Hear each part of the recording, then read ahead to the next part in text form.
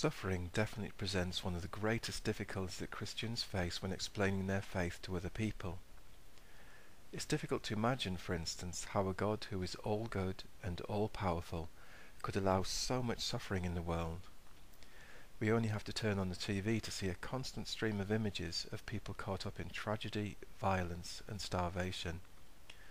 We know from our own experience of suffering too, and those of loved ones around us, it all seems so unjust. There are few easy answers to this problem, but the following points may be worth considering. Firstly, our lives in this world are not the be-all and end-all of our existence.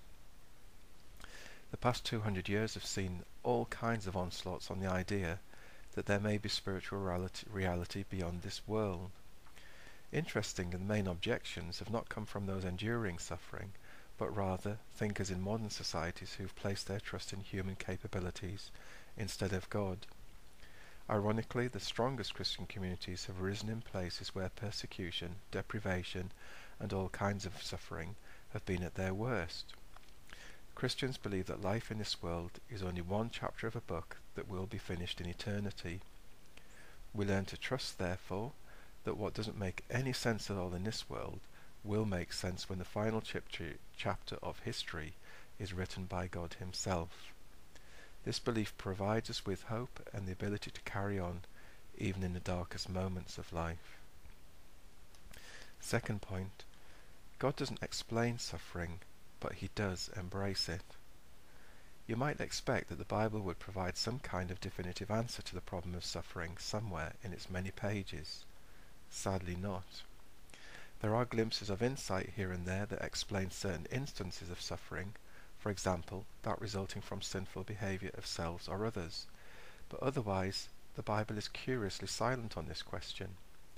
Instead of offering explanation, the Bible itself paints a portrait of God who is deeply involved in our lives and who suffers intimately with us.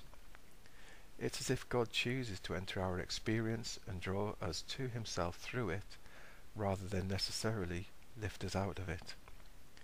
We see this point demonstrated most dramatically in the life of Jesus Christ, who entered humanity, suffered terribly under persecution, and died brutally on a wooden cross. When God raised Jesus from the dead, he demonstrated his power over death and the reality of new life beyond the grave. Third point, God will always do that which is absolutely right. Faith is at the heart of Christianity, and another word for faith is trust. Trust can be incredibly difficult when we face suffering in its many forms, but the Bible teaches that God is entirely trustworthy.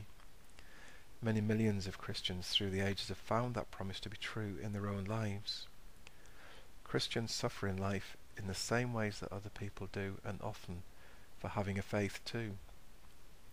Nevertheless, we learn to trust that whatever God does in this world will turn out to be for the good, no matter how painful, frustrating and bewildering it feels to us now. That's a hard thing to do, but God promises to live in those who follow Jesus, that is, Christians, by the presence of his Holy Spirit, and it's his Spirit within us that makes all the difference.